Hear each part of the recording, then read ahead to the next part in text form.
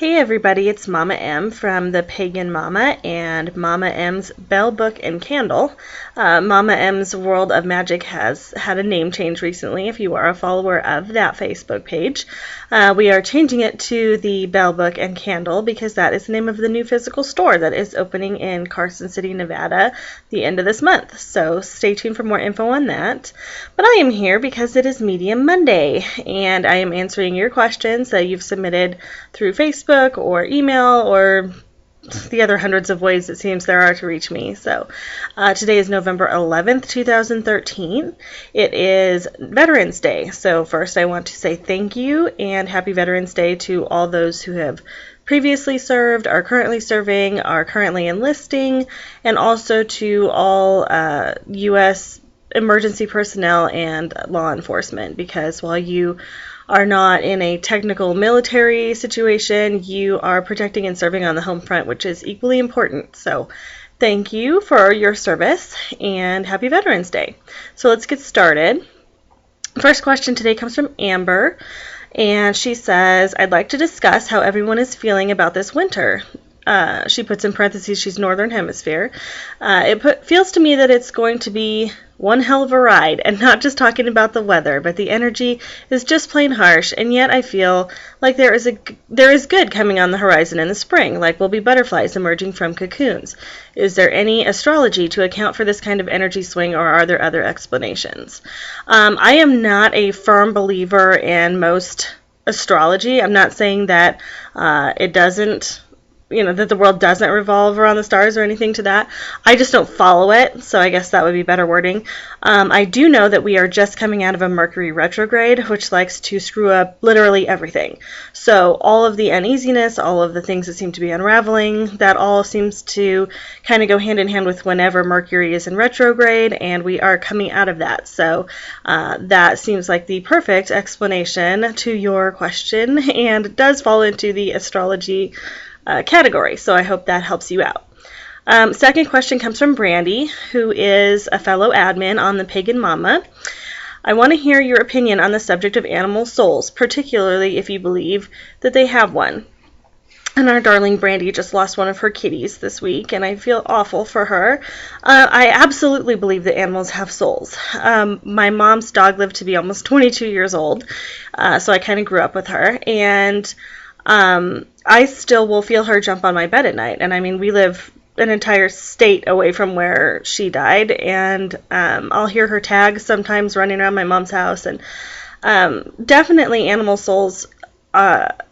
have souls, and they do visit us just the same way that human souls do. So I know that your beloved kitty will be coming to visit you soon if he hasn't already.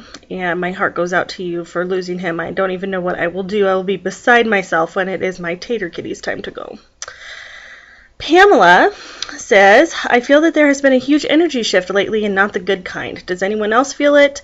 If so, how are others dealing with it? I think it would be good to discuss. I'm going to say, Pamela, that you are probably going hand in hand with Amber's question, and the Mercury retrograde yuckiness is probably what's going on. Also, we're just coming out of the Samhain Halloween veil thinning issue, and it seems like it's taken a little bit to close this year. I felt it. My fellow admins for the Pagan Mama have felt it. It's just kind of been a general uneasiness, and I think that might go hand in hand with the fact that we had the Mercury retrograde at the same time that we had the veil thinning for Samhain or Halloween, whichever you celebrate. So stay tuned. Things will get better. Shayla says, I agree. Animal souls sound good too. It'll be interesting either way. So that's not a question, but thank you for supporting us. And excuse me for just making this one long video instead of cutting and piecing today, but I have minimal time before my son wakes up from his nap. It looks like that is it for the questions today. And I know that we had a question last night, actually, that I said I wanted to touch on from Tina. And she was talking about how she's kind of felt spirit vibrations her whole life, and she ignored it, and then she accepted it and kind of gotten scrutinized for it growing up and let it go again, and it's coming back into it. That happens to a lot of us. I've done my story in other videos before, but I've been able to communicate with the dead since I was about 3 years old. I had what everyone thought were imaginary friends, so it was kind of accepted when I was really little, not so much accepted as I grew up. scrutinized as I was a teenager, and then kind of just accepted as I got older. And I am currently in my early 30s, and and learning to accept that, as well as giving up on trying to hide who I am. That's why I do these videos. That's why we do Medium Mondays. That's why when I have a message from someone who has crossed over or is on the other side, however you'd like to word it, I hurry up and give that message to whoever might be waiting for it, because it's important to get those messages across, and I would rather give someone the peace of mind they need to continue on with their life than to worry about who might think that I'm a freak, because honestly, I just don't care.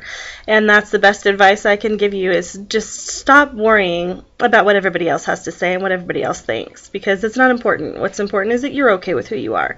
And we love you here at the Pagan Mama and Mama M's World, so just stick with us and we'll get you through it. And of course, any questions, comments, topics that you guys want me to discuss for future videos, you know how to get a hold of me. Follow the links below the video on YouTube. Thank you for being with us today, and I will see you next week. Bye.